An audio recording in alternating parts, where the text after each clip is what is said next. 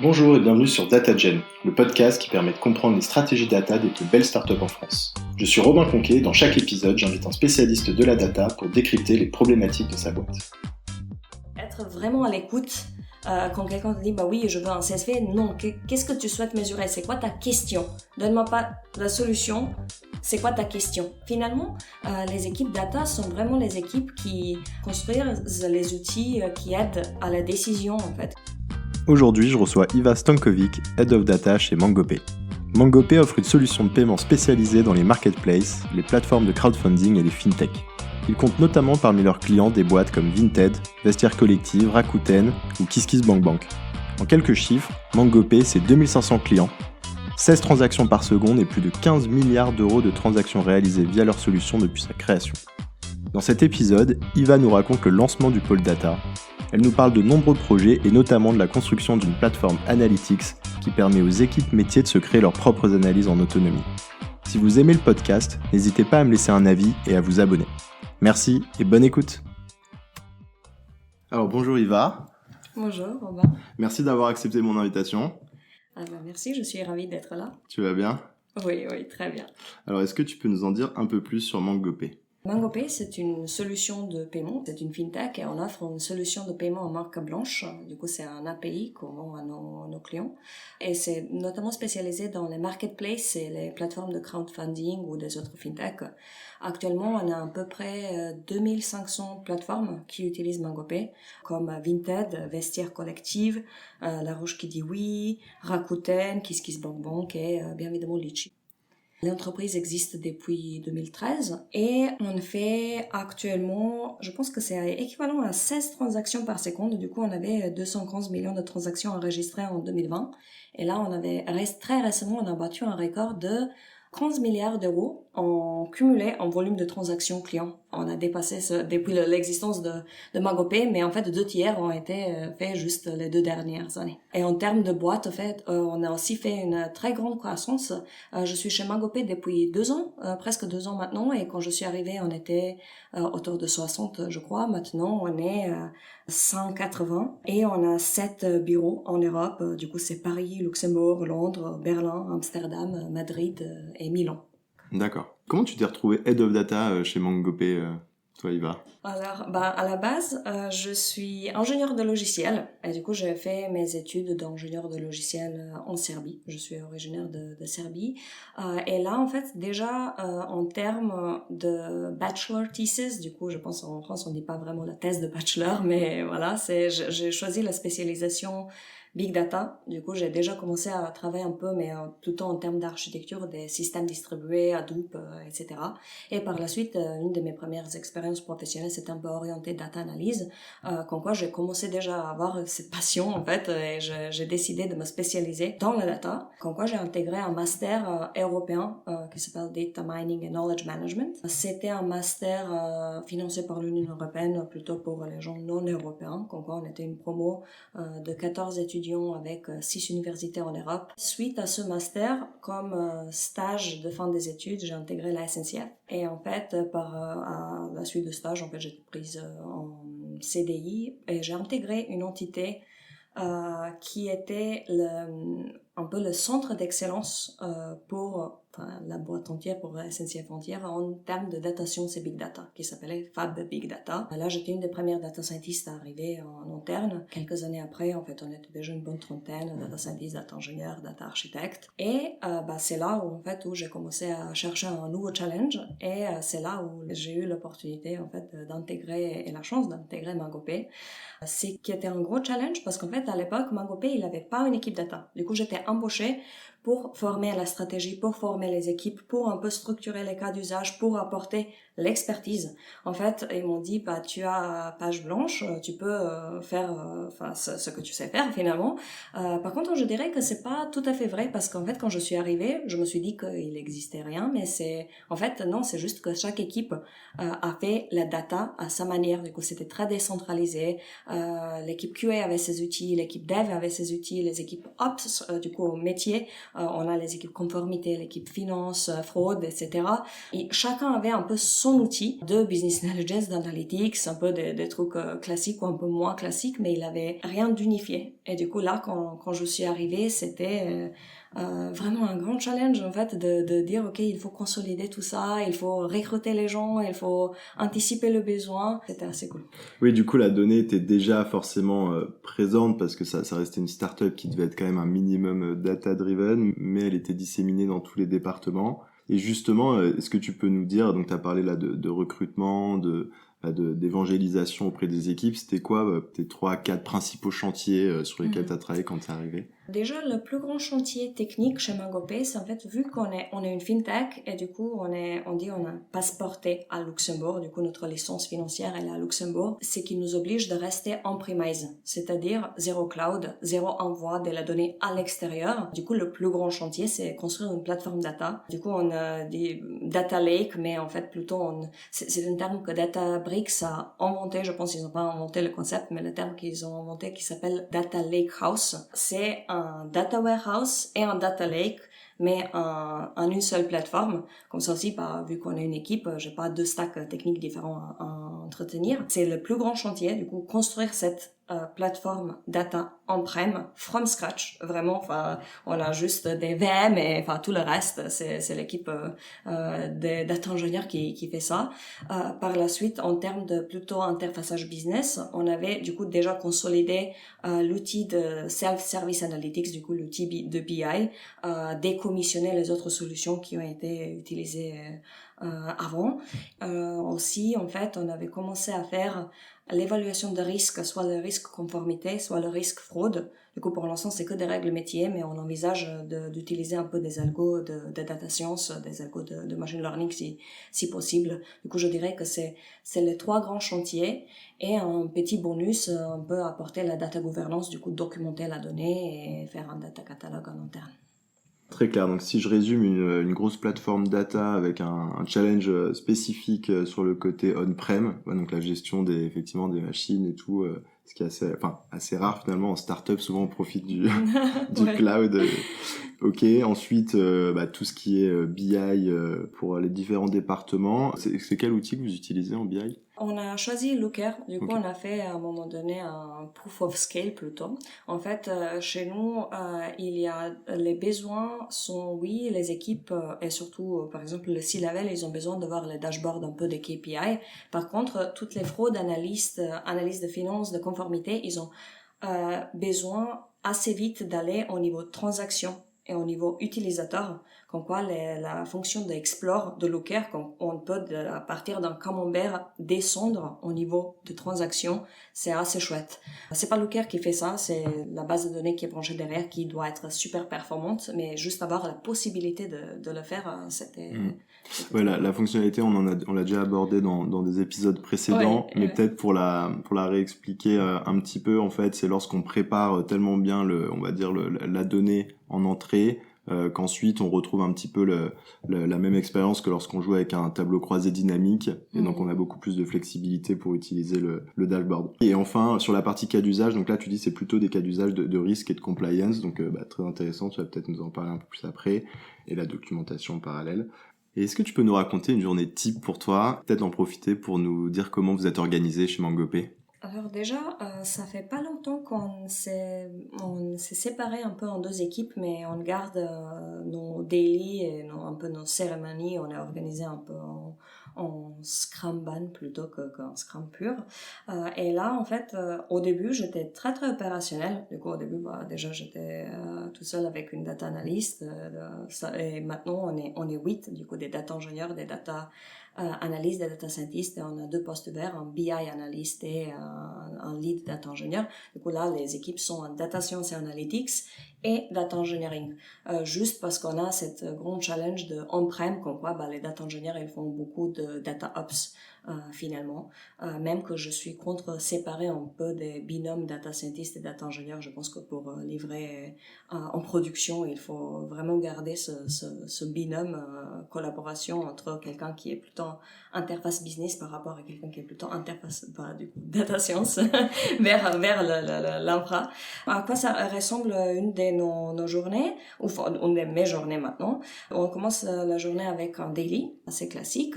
Par la suite, probablement quelques réunions pour parler un peu avec le business, pour regarder est-ce que tous les tickets qu'on avait pris en compte sont bien priorisés, est-ce qu'on a un deadline qu'on va pas rater. Du coup, je dirais que je suis plutôt un peu maintenant en termes planning et aussi un product owner d'équipe, et surtout pour l'équipe data engineering, pour bien formuler le besoin business.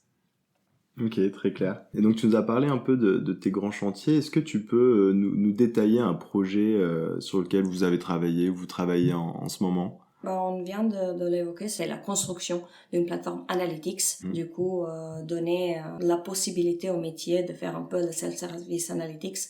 Aujourd'hui, l'équipe data, elle est un peu un goulot d'étranglement parce qu'on fonctionne avec un système de ticketing, et il y a déjà d'un côté, il y a beaucoup plus la demande par rapport à ce qu'on peut livrer, et aussi les analystes, ils ne peuvent pas être spécialistes de toute la donnée, vu qu'on a un gros rôle de support interne. Du coup, c'est-à-dire n'importe quelle équipe peut nous ouvrir un ticket et demander une réponse data à une question. En vérité, la plupart de ce genre de demandes peut être automatisées et sont automatisables. Actuellement, où est-ce qu'on travaille? C'est vraiment d'un côté, certes, développer les outils techniques qui permettront aux gens de le faire eux-mêmes, mais d'autre côté, c'est la grosse partie d'éduquer les équipes, de savoir comment ne pas faire des erreurs statistiques, de savoir comment interpréter la donnée. Du coup, aussi cette partie un peu pédagogique d'équipe data, c'est assez passionnant.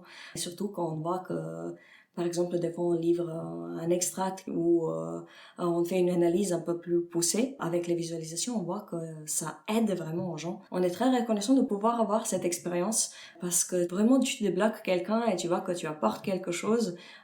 Et bon, les équipes en face aussi, ils nous disent que c'est assez cool. Ouais, ça doit être très satisfaisant, parce que du coup, tu disais que tu étais arrivé, toi, depuis 4 ans à peu près, c'est ça? Depuis 2 ans. 2 ans, pardon. 2 ans, ouais. Et juste en 2 ans, en fait, tu as dû voir aussi l'évolution des tickets et des problématiques. Ce serait intéressant d'avoir un peu les proportions. Donc tu dis, tu as des tickets peut-être très simples, en fait, pour des gens qui démarrent peut-être sur leur journée, enfin qui sont pas forcément les early adopters, on va dire, de la data au sein de MangoPay. Où là, ça va peut-être être de les débloquer sur tout simplement l'usage d'un outil ou comment trouver de la donnée. Et après, en revanche, tu as des tickets qui vont être beaucoup plus complexes, où là, c'est des gens qui sont déjà dans une démarche d'aller faire des analyses beaucoup plus poussées, des A/B tests un peu plus compliqués. C'est ça, oui. Aussi, il y a un grand enjeu de cerner le besoin. Par exemple, on a l'équipe conformité qui vient nous demander un extract CSV. Et tu te rends après coup que, en fait, ils retraitent la donnée, ils retravaillent la donnée, et par la suite, ils le mettent dans une sorte de dashboard. En fait, t'aurais pu développer cette solution à la base. Et du coup, et surtout, t'assurer que tu n'as pas les erreurs de biais dans la donnée, que t'as utilisé les bonnes dates, que t'as utilisé, du coup, c'est aussi, en fait, savoir être vraiment à l'écoute. Quand quelqu'un te dit, bah oui, je veux un CSV, non, qu'est-ce que tu souhaites mesurer? C'est quoi ta question? Donne-moi pas la solution.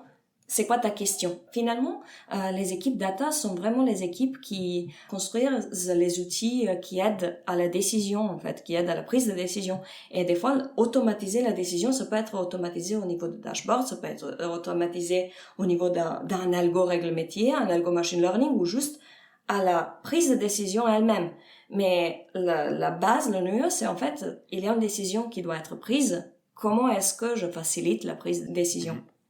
Oui, tout à fait. Et c'est là qu'on retrouve un petit peu les skills du product owner, et on voit que tout le marché est un peu en train de shifter vers maintenant des profils data qu'on appelle les product owner data. Et je pense qu'il y a un peu ce rôle de challenger le besoin, de mieux comprendre le besoin finalement avant de foncer directement sur une solution. Et justement, quand tu nous disais comment vous étiez organisé, si on prend un exemple un peu plus précis, comment ça fonctionne en fait? Est-ce que les tickets, du coup, en fonction de leur complexité ou de leur thématique, vont être associés à certains profils de ton équipe? Ou est-ce qu'il y a quand même un rôle dans ton équipe qui serait un peu l'équivalent du Customer Success Manager, par exemple, dans une boîte de logiciels, qui a pour objectif de s'assurer que les tickets sont délivrés le plus vite possible, et qui va quand même faire toujours ce suivi un peu avec les équipes en interne? On garde juste une partie de notre temps pour le rôle de support interne. Et du coup, là, c'est vraiment le système de ticketing. Hein. C'est que le ticketing. Si jamais on voit que le ticket devient un peu gros, ou si on sait déjà que ça va être un projet, par exemple l'évaluation de risque conformité de client, on est plutôt en mode task force. Et du coup, on est plutôt en mode binôme, ce qui est aussi une particularité chez nous. On fait directement le proof of scale. Du coup, on ne fait pas le proof of concept. On veut que ça scale direct avec la volumétrie qu'on a.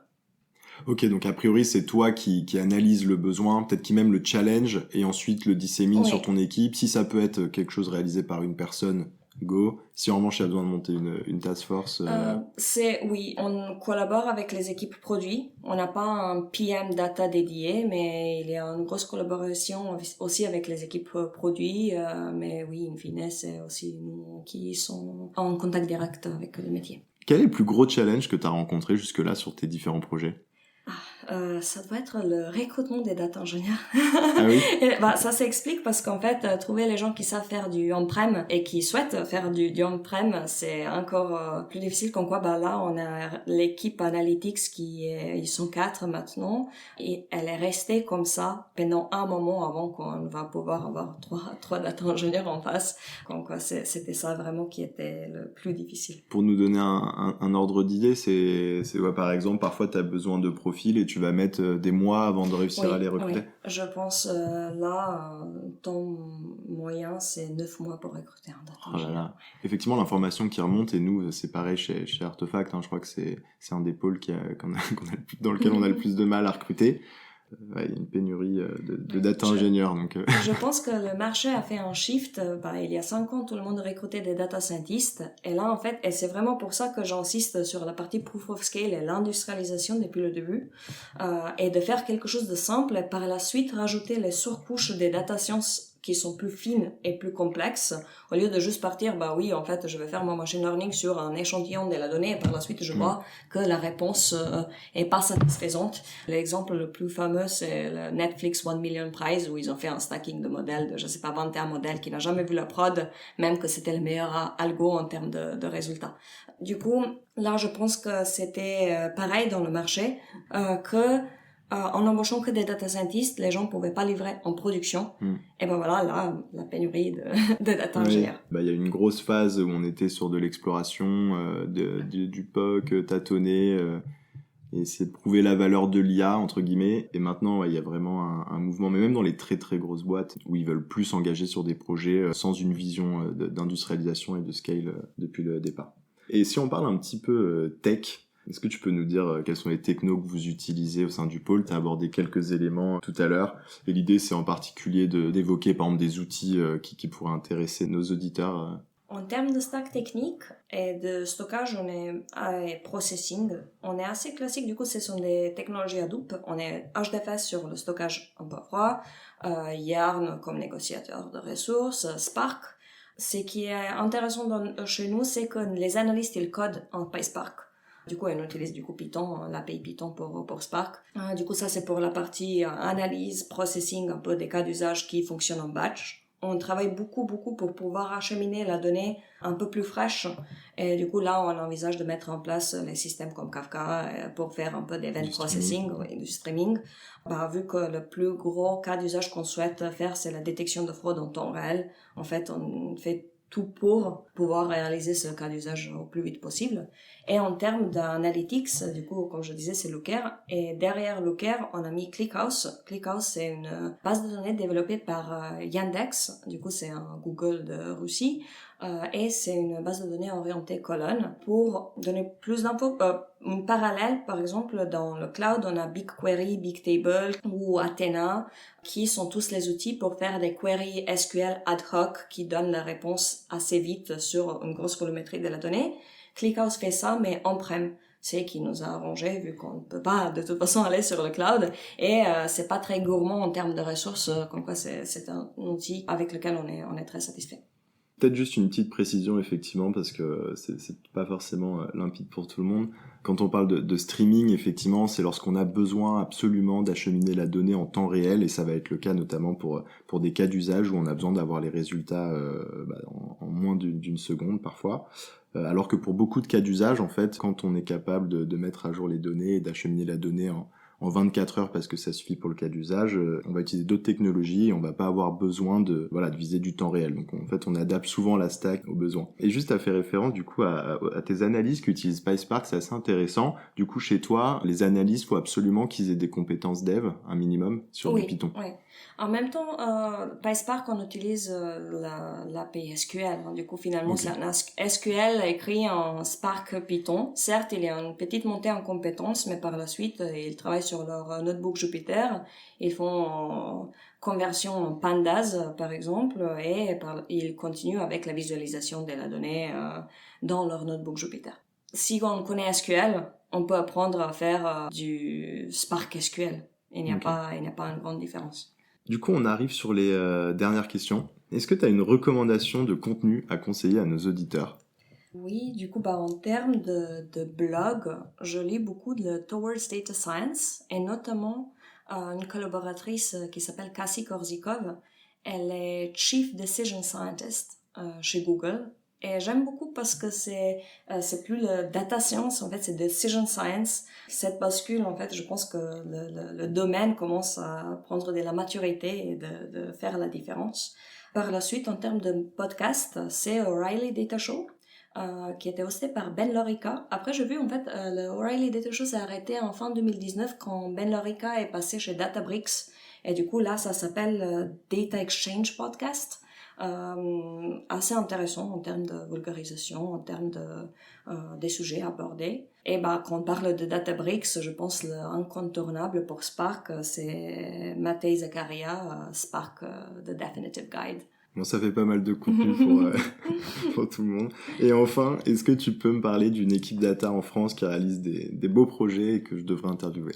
Oui, c'est l'équipe data de chez Aircall, l'idée par Edouard. Je pense qu'ils font pas mal des choses intéressantes en termes de data, mais aussi Edouard avec quelques collaborateurs. Ils ont commencé récemment une communauté Slack qui s'appelle Modern Data Network. Et ça regroupe un peu des head of data de toutes les startups françaises. Et là, en fait, la communauté commence à vivre. Il y a déjà de premiers événements organisés. Donc, je pense que ça peut être assez intéressant. Trop cool. Écoute, je le contacte pour faire un épisode. Merci Yva pour le partage. Et à bientôt. À bientôt. Merci d'avoir écouté cet épisode. Si vous a plu, n'hésitez pas à me laisser un avis sur Apple Podcast ou iTunes. À bientôt.